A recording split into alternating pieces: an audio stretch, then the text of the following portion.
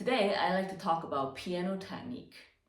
When I ask people what's piano technique, they often tell me, just practice more and I'll be better, or I practice scales and Hanon, or all kinds of exercises, turning, and that's how you improve your technique. Not true. Partially true because if you know how to do the technique, then you can play the, work on the journey and Hanon more efficiently. So today I like to talk about the fundamentals of the piano technique, and then you can start improving your technique right from the start. Now for me, piano technique is the skills that you acquire to be more efficient on the piano, so you can express yourself with accuracy, efficiency, and musicality. So you can play with a lot of freedom to express yourself on the piano. I equate playing piano like doing a sport. Like for example, playing tennis, or playing golf, soccer, even swimming. You need skills to do the sport properly. So it's the same for piano, because I think a lot of people think, oh, it's just moving your fingers. Yes, if you're trying to do this, then you don't need skills. But if you want to play, more efficiently, play more complicated song, then you need skills. So that's technique, how to perform with more efficiency. Now, of course, there are other things you need to learn in order to play better at the piano, history and analysis, theory, that kind of stuff. But we just purely talk about the technical part side of it, like playing the instrument. Now, the first thing I tell people is to sit properly. Doesn't matter you're tall or short, right? Even if you have a kid, you're a teaching kid, to play piano, you need them to have a proper sitting posture right from the start. At least trying to instill in that the idea that, oh, I need to sit more properly so we can play more efficiently, right? Okay, now you can see how I sit. You can see my feet, right? So I put my feet on the floor. Sometimes when I play, I move my feet around just to balance myself. But right now, this is the basic, right? So we go from here. Now you don't want to sit too close to the piano, because the idea is you have some space between the keyboard and your body. So there's a arm length basically. Sometimes I move in, sometimes I move out, but you don't want to sit on the whole bench, right? I tell my students 2/3 is enough, half. So you don't want to be like sitting like this, sitting too little, like half. 2/3 is max. So you can balance yourself with your feet, because the idea is actually the first thing you can do, think back exercises, can you step up, right, without using your hand, because the weight is in you, under your feet, so you can play the piano more efficiently, so you can move around. Okay. So one thing is like the arms, right? Sometimes you see the kids or people, they put their arm like this, so they play like this. You want to open up your upper arm, so you have some space between your upper arm and your upper body, so you can move a little bit, right? When you move, you balance yourself, so you're not flopping like this, because the piano is straight, right?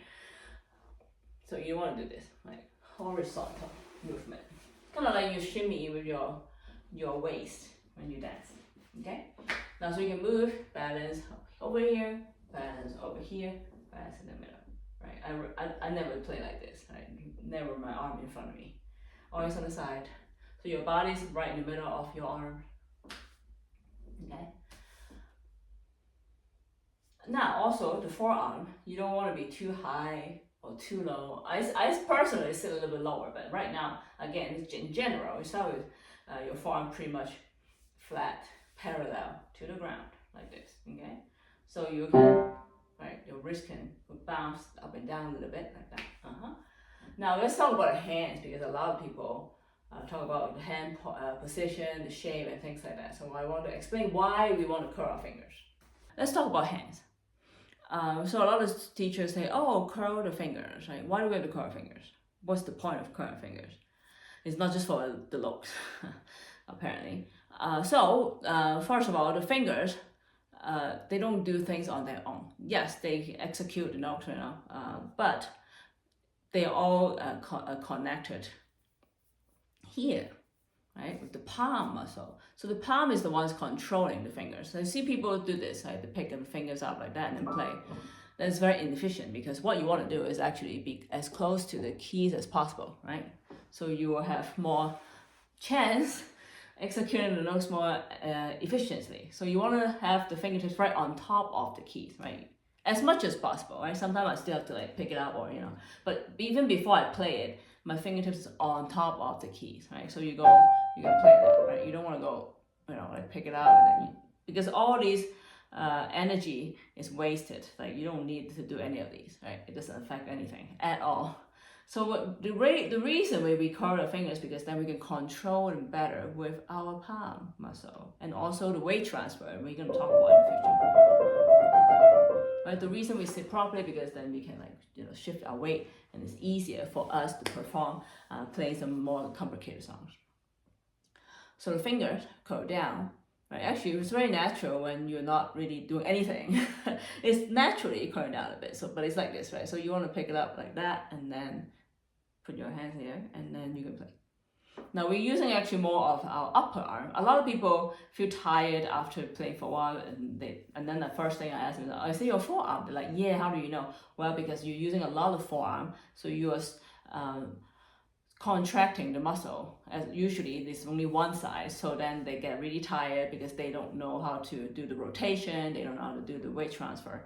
So when you're more efficiently using your weight, you will not get tired that easily. So there's always tension, but there's also always relaxation. So you have to do both, otherwise you get tired very easily. And also the sound will become very harsh because you just stress and try to hit notes. So keep using your upper arm, right? The upper arm is always out a little bit and always, up here. So, when people like do the ballet or dance like that, so they keep the arm out a little bit. So kind of like this. Of course, I move around a little bit, but the idea is you don't drop them, right? So you can keep it up.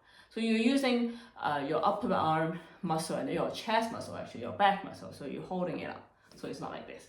So that's why the whole body is very engaged. When I sit,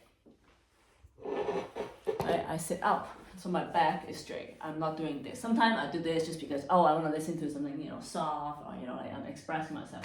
But at the beginning, try to sit up, right? So sit up from the lower back all the way up, right? Don't curl it like that. And when you want to fold from your hip crease, like right here, the pelvic bone, right? You want to sit up from all the way from the lower back, and then you can fold from here. So that's what you should be doing, not like this. Because actually, then your back might be hurting if you do this for a while. And also put a lot of stress on your back. So try to fold from the hip. Now going back to the hand. So it's very important to start using the palm muscle after you have the upper arm support and then the forearm, more relaxed and also doing rotation and things like that. But right now, try to, think about, having the fingers curled because you can move more with your palm. So think about going down like this. I tell my student, like you're running with your fingers or like this spider. So you're going down, not going up, right? You never want to pull up like this. But a lot of people do that, especially beginners. You want to go down because that's how you can move the keys, right? You can hit the key like that. But you don't have to go like, you're not scratching the chalkboard or anything. So you want to go like this. So just a little curl. It doesn't have to be like straight like this. That's actually, you don't want to do that. A little bit slanted, but still using the knuckles to control, right? The longer fingers, you have 3 finger segments. 2 finger knuckles, and this is the palm knuckle, right? The thumb has only 2 finger segments, 1 finger knuckle and the palm knuckle. And with the thumb, you always play on the side. You don't play like this. It's like unnatural, so nobody does that. But see, people have asked me. I say no. You want to play on the side, right? Just the tip a little bit. So then you can keep the thumbs light, right? When you do the scale, right? It's light because I'm not doing this, right? So we'll talk about those later. But you want to keep it light. So try to curl them down, like more like a 45 to 60 degree angle, and then keep the palm up, right? Actually with your upper arm, not really with the forearm like that, right? So the forearm is parallel to the ground and flat. Only when we play where we go down a little bit, but we don't never do this, right? So people do this or people do that, right? No, just go down because that's how you control it. So now I'll give you a simple 5 finger exercise for you to start working on your technique. Okay, so sit properly, right? Both feet on the ground, and then you can use the C4 or C5, whatever is more comfortable. Probably C5 is a little better because it's kind of more space for you. So now it's to place your hand on the keys. Right, so try to be keeping your fingertips on the keys at all times. Right, so let me show you how to do this. So you start with the thumb, go down and up, down and up. You see my knuckles are out at all times, not falling. Right, just go down and up, and then keep your fingertips on the keys. And then also palm is up, right? My palm is not falling down. The knuckles are all out, activated. And go down all the way. Usually I'll try to play on my students' arms to show them how much pressure I'm gonna. So it's about quick execution. I go down into the keys quickly instead of like pressing really hard, and also stop pressing once you hit the notes because it's not helpful to anything after you hit the note. You cannot change it. Let me show you from the other side. So again, sit properly. I'm going to show you from the thumb. So one spot, right in the middle of the key. Don't go like on the side, too much on the left, too much on the right in the middle. Right. So very easy, go down and up. So take more time when you finish hitting. So you don't have to drag it down. Actually, you just very naturally drop down because I'm not holding it up, right? You see that? No. A lot of people do that. No, try to go down and up. Right, so going up. So very lightly, you can use your other hand to like help, not really pressing it, but feel the up and down movement. Go back to the beginning, the original starting position. Right, the fingertip is always on top of the key, never pick it up.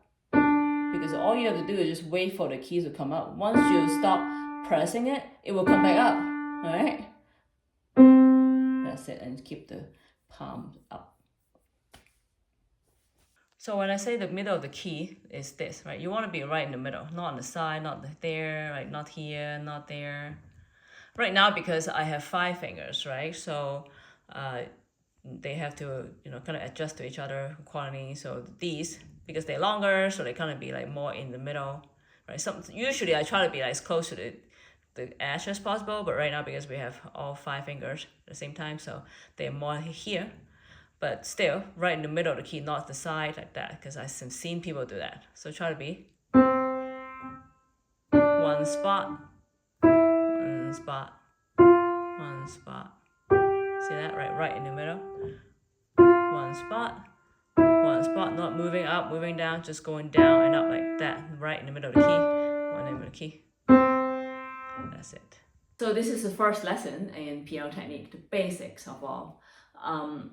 You can start working on the exercise with the right hand and also the left hand, right? Just the C position. You can also work on individual fingers.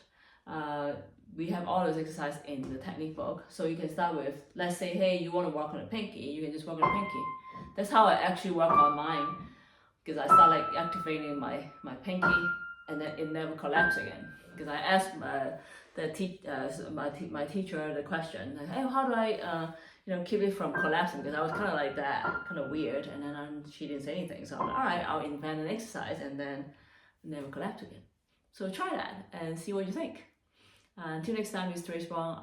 I'll share more about piano technique, piano teaching, and music teaching in general in the next videos. Cheers.